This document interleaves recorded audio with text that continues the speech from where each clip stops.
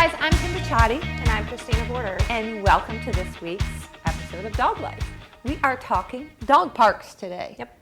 It's an issue that a lot of people want to know about. A lot of people think they're good, a lot of people think they're bad, so we're going to kind of find out. We are going to be in the kitchen and we're going to make a picnic that we can take along for us to have along with the pups and some of their friends. We're also going to take you to a few well-known dog parks in cities that you are probably familiar with and see what they're like. What else are we going to do? We're going to go to a dog park and Exactly. talk about what you need to be aware of. Exactly. And as usual, we'll have our canine comics and different things kind of in there for you to see. But let's see what our first step is for today, and let's learn a little bit more about dog parks. Dog parks. Some people love them and some people hate them. What is a new dog owner supposed to think? So let's look at this from a broad angle. Not every dog should go to the dog park. Your decision to visit a dog park should be based on your dog's social skills and how they interact with other dogs and people. Many dog parks have areas for big dogs and small dogs, but sometimes you'll find visitors don't follow those rules. So make sure that your dog is comfortable around all dogs of all sizes before venturing off to the park. There are no standard rules for all parks, as everyone has their own governing set of guidelines. For your dog's safety, know the park's rules before you go. Does the park require the dog to be leashed? Have their shots? Are there visiting time restrictions? Many are based even on a membership, and some parks, they don't even let you bring dog treats. You'll find Saturday mornings are usually when you'll find the parks the busiest. Many regular visitors look forward to not only socializing their dogs with familiar dogs, but it's very easy to make friends there. So for the newbie dog visitor, it may take a few visits for your dog to fit in, and always important to keep a watchful eye on your dog, but watching other dogs in the parks is just as important. Some owners will get caught up socializing and not give their dogs the full supervision that's needed. On the opposite end, you'll find people who are overly protective of their pet and can actually cause the dogs and the others to get very, very anxious. So while we feel there's no clear-cut answer, good or bad, the key is to be your dog's advocate by learning all you can about the park you're visiting before you ever take your furry friend to visit.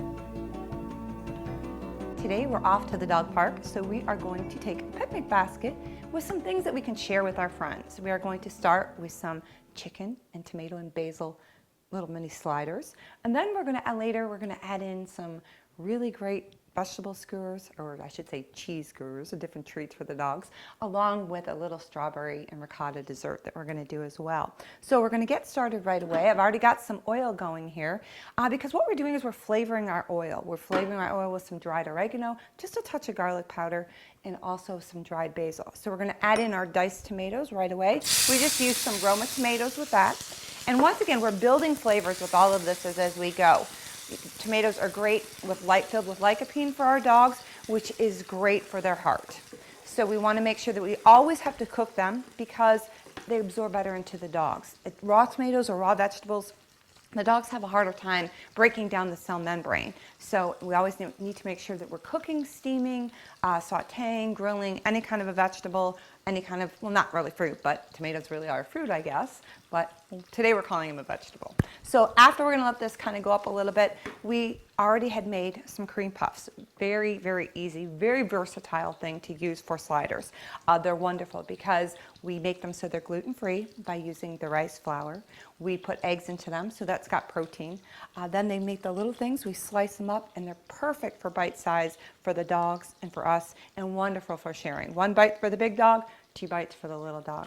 We've got some chicken that we already had cooked up. We just baked that up. We mixed it a little bit with some Parmesan cheese to kind of get a little bit flavoring because once again, we're not using salt. So we use the Parmesan cheese in order to do that and be able to flavor that chicken up. So we've got our tomatoes kind of going here for a little bit into our oil. And then what we're going to do is we're going to add some of this chicken. We're going to put this all right in here. Once again, the chicken's already cooked. We're just kind of putting this so we can blend it all together. And really just kind of eyeball it, make it up for as much as you want, however you want to be able to do it. And then we're going to get into our fresh spices. and we are going to use our fresh oregano, which oregano is great microbial for the dog, so it's wonderful for their digestion.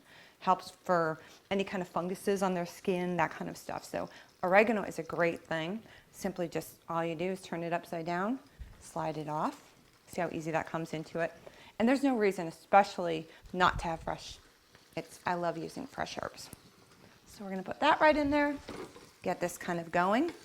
We're going to let this saute down a little bit, or simmer down, kind of blend the flavors together. We're going to throw it in, we're going to get it chilling, and we'll be back shortly with our next step. The 3 top ways to get your puppy to learn faster. Number 1, play with your puppy before you train, after you train. Number 2, keep your sessions short. And number 3, when you're done, let them take a little nap.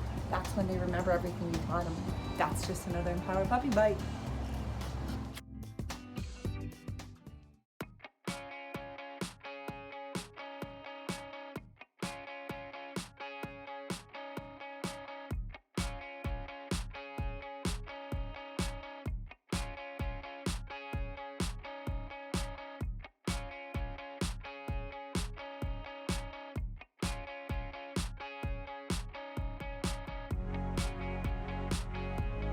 So the next step into our picnic basket to take up to the dog park, we are going to make some cantaloupe and cheese. And we have mozzarella, we use the string cheese, and just some cheddar cheese. Then we're going to make some skewers, which are going to be super, super fun and super easy, because what we're going to do is we're just going to skewer these on. And as dogs come up, we're going to be able to share 1 or 2. And we'll be able to regulate as far as if they're for a big dog or small dog. And then, of course, we have our friends there that we're going to be able to share with. So we're just going to kind of make all these up. We've got a little section off the container here that we're just going to put in. We're just going to keep putting these and getting these working. And then the next thing that we're going to work on is this wonderful strawberry and ricotta little treat that we can have. I'm going to show you how to do that real quick here. We're going to put these in here. And what we're going to do is we're just going to simply slice off the tops of our strawberries, just like this. And we are going to use our little melon baller. Did you know that strawberries actually help whiten your dog's teeth? So that's something really, really cool. The cantaloupe is basically great, a cancer fighter. So anytime we can get any of those types of things in for our dogs, and for us too, we want to make sure that we do that. Remember, whole foods is the best way all the way around. So all we're going to do is take a little melon baller, and we're just going to scoop out the center of our strawberry. Very easy. And I've already got some started here. You can see into the package. I'm going to get the bigger side here. I think that'll work a little bit better. And this makes wonders to be able to take it in. Wait to see how we're going to be able to stack this all up and pack this up in our picnic basket. And we are going to be off to the dog park, and I bet you we're going to be a hit with everybody. So we're going to put that. We also have some mint leaves that we're going to put a little bit of mint on top of these as well for a little garnish, because every dog needs some freshener breath, right? So our strawberries are going to give them white teeth and freshen breath. So after they have all of our other little snacks. So we have some ricotta that we've just kind of got into our pastry bag there. And look how easy this is. Look how adorable. And this thing that's so cool about all this stuff is you're sharing this stuff with your dog. Because we all know we always want to give our dogs something as a treat. And what is better than what they can share it with what we're having. So we're getting all of these in here. And then we're going to garnish just a little bit of some mint leaves. We'll put some in some, leave some out of the others, just in case somebody doesn't want them in. And that is it, guys. Super, super easy. Okay, guys, we are back. We've got everything all packed up and ready to go to the dog park. Mickey's ready to go. He's been asking for some taste, so we're going to give him a little bit of a taste to see what it is he thinks here. How about a kebab there, dear? Let's see what you think. Well, wait a minute. Can you do your laying for everybody? If you do your laying, I'll give you another piece. You have to do it. Mickey, what did I ask you to do? Show me your laying, Mickey. Say, come on, I'm on camera. There you go. Good boy. Good boy. So you can see our cream puffs did very, very well. Cream puff shells. Who thought that you'd be able to make them for slider sandwiches? It's absolutely perfect. They're great, taste great, wonderful. And then our strawberries. Of course, everybody loves the strawberries. So Mickey, you and I are gonna have a chicken sandwich. Let's see what it tastes like. Pretty darn good. I'm gonna make it think so too. All right, you finish this up, and we're gonna pack up the basket. So this is wonderful. Pack it all up. We have to find where I set our lid. We have strawberries in, 1, 2, 3. Get it in our bag, and we are ready to go off to the dog park.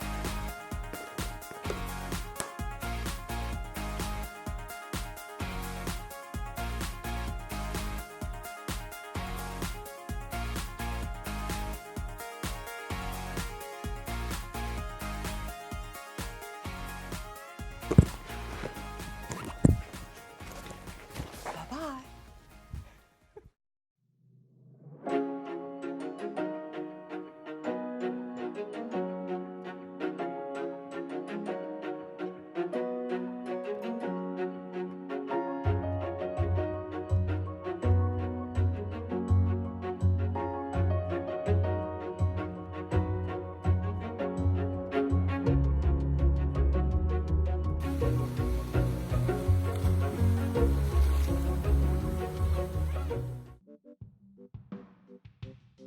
Hey guys, we are here to talk about 5 things that you need to really think about and put in your mind before going to the dog park with your dog. Right, First is, does your dog listen?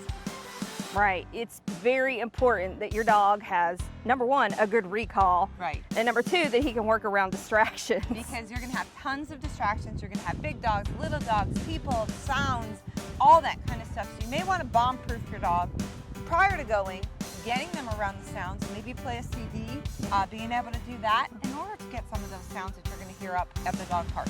Loud noises. We're at the dog park today. Luckily there's nobody here right now, so we were able to record Pretty this quiet, for you. right. But you still have the sounds of the streets. You have sounds of birds. You have sounds of people all the way through. Exactly. Number 2 Right. is their health and their age.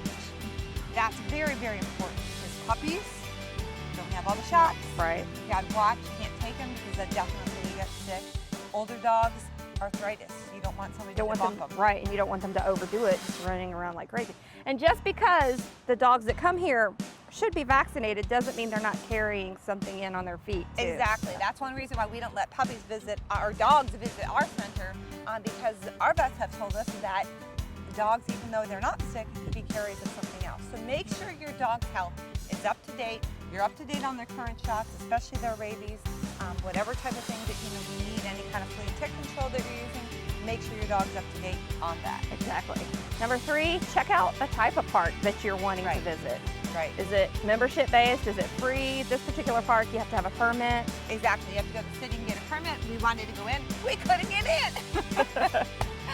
So you want to make sure. Some dog parks have it where you have to send in your dog shot records. Some dog parks don't care and kind of say everybody can kind of come in.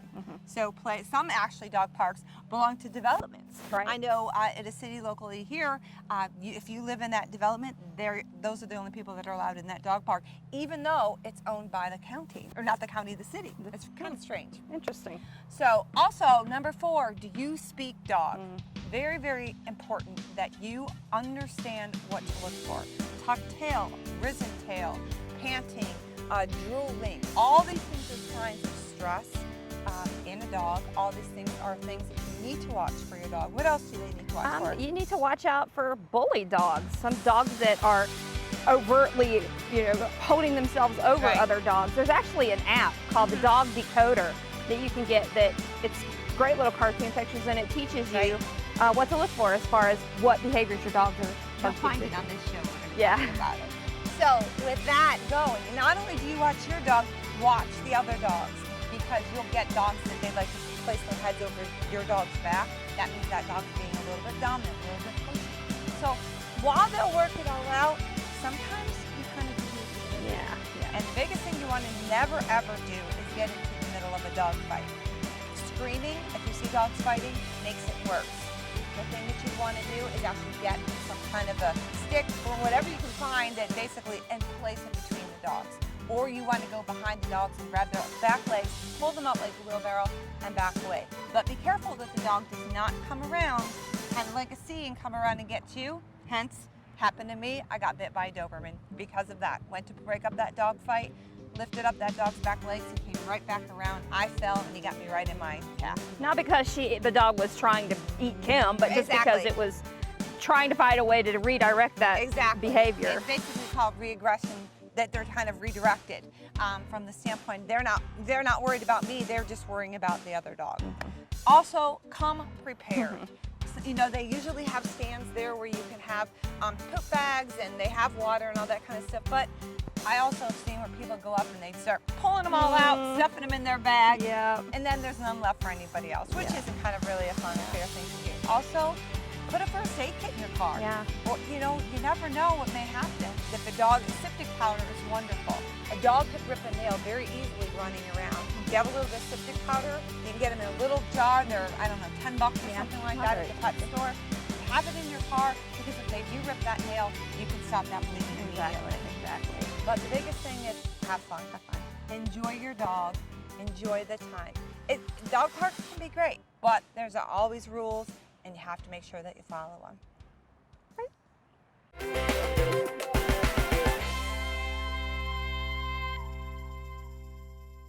So if you're going to go to the dog park, or if you already frequent the dog park, it's a good idea to be up on your dog speak. Do you understand dog body language? Sometimes it's very subtle signals, sometimes it's very overt, but it's important for us to know what these things mean in the interactions that our dogs are having with other dogs, even if we're not directly with them. This is going to help keep them safer and other dogs safer. It's going to give us peace of mind, and it makes life better for you and your dog. You can go online, you can read, you can watch videos, you can buy books. But another great way to do this is via app, and there's actually an app called the Dog Decoder. You can get it for the iPhone or for the Android phones. It's a very simple app, but very effective. It uses cartoon drawings of a dog named Diamond to help you understand what your dog or another dog may be feeling in reaction to different stimuli in his environment. So you download the app and you go, and when you first open the app, you're going to see it says body language and quiz, and you have an about and a glossary. Obviously, if you hit the body language, it's kind of like a whole dictionary of dog calming signals, stress signals, different things that they are exhibiting that you may not know what exactly they mean. For example, if we stay in the emotional states category and we click on anxiety. Now remember that you're always looking at Diamond in this app. We're not looking at the other dogs. But you can see that this particular emotional state, anxiety, it shows you the pose that the dog is taking, and then if you hit info, it tells you what exactly is happening, and then if you hit the details button, it points out the details in the body language that Diamond the dog is giving off. So I think you can see how the Dog Decoder app is a pretty useful tool.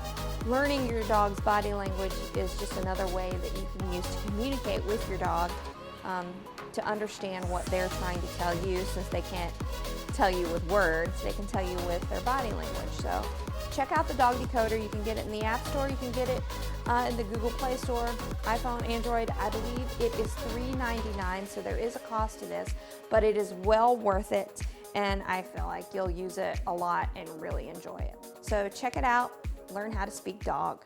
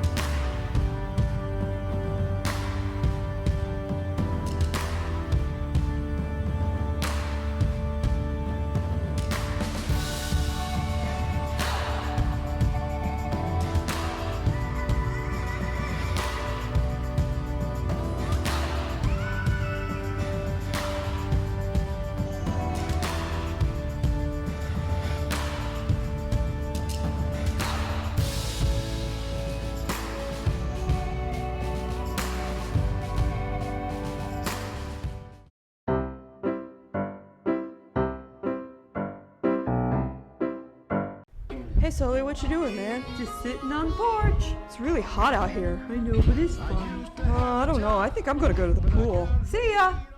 Don't forget, guys, Dog Life is for you and about you, and we want to see your pictures and videos. So go to the website, doglife.tv, and submit your photos and your videos. There's a link right there you can click on it and it'll email it straight to us, and we want to feature your dogs on the program.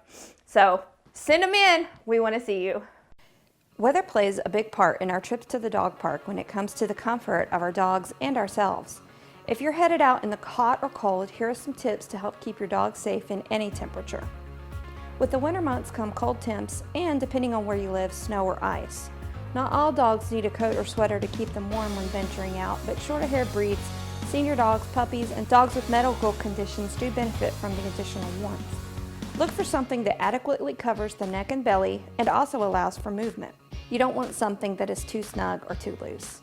If snow or ice is an ongoing issue in your area, you also may want to consider paw boots to give your pupper extra traction and to keep ice from building up between their toes. Limit outdoor time in cold weather. Even though our dogs need to get out and blow off some energy, it's important that we don't allow them to overdo it. Freezing temps can be just as dangerous as high temperatures, so keep up the potty trips and let them have a few extra minutes outside, but don't plan to stay as long as you normally do. Remember, if you're cold, your dog probably is too. Be sure to wipe off paws, legs, and bellies when coming back inside. This gives you a chance to check for ice buildup in the fur and between toes, and also cleans off any residue from de-icers, antifreeze, and salt that we absolutely don't want them to lick off and ingest. Learn the signs of hypothermia. If your dog begins to shiver, acts weak or sleepy, has trouble walking or breathing, get them in immediately. Wrap them in warm blankets and contact your vet ASAP. Small dogs, puppies, and seniors are at most risk to develop hypothermia and frostbite, but it can happen to any dog. The key to prevention is time limits. Don't stay out too long, even if your dog seems to be enjoying herself. Keeping your dog hydrated is super important in the summer. Most dog parks have water fountains just for the pups, but you still need to monitor their intake. They may not feel comfortable drinking around the other dogs, or there may be a dog resource guarding the water, keeping others from approaching. Bringing your own and calling your dog in to drink is a good way to be sure he's getting enough. Try to only visit the park in the cooler parts of the day, early morning and later in the afternoon or evening. Just like with the cold, if you're hot, your dog most certainly is, and even more so. Keeping visits to cooler times and in shady areas will serve you both. Consider the heat index. The heat index is the temperature a body feels when the air temp and relative humidity are combined. For example, an 88-degree day with 60% humidity actually feels like 95 degrees. Bump it up just 4 degrees to 92 and you've got a heat index of 105 degrees Fahrenheit. Watch out for hot asphalt and other surfaces. Blacktop tends to absorb heat to an extreme and can actually cause burns on your dog's paws. And while it should go without saying, never ever leave your dog in the car in warm weather. Being proactive in the winter and summer is the best way to keep your dog safe and healthy and enjoying those trips to the park.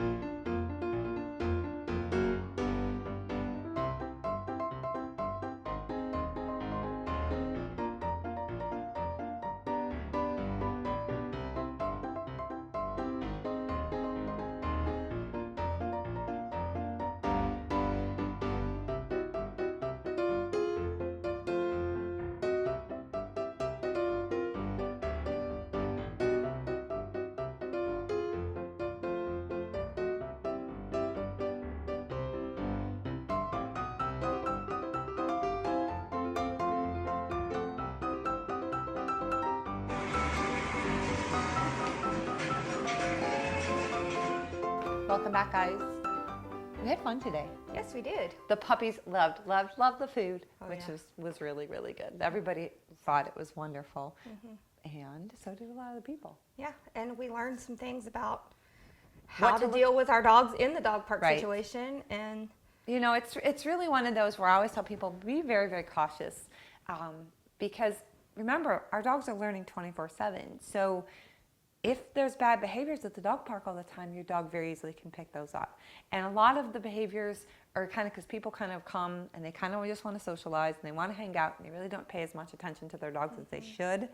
So just do your due diligence. You know, maybe you just want to go and take your dog to run when it's just you and a few other dogs, or dogs you know, plan an outing, Right. you know, with your friends. Take the picnic basket, you know, throw the balls, have fun with them. What did you think of the app? I like the app.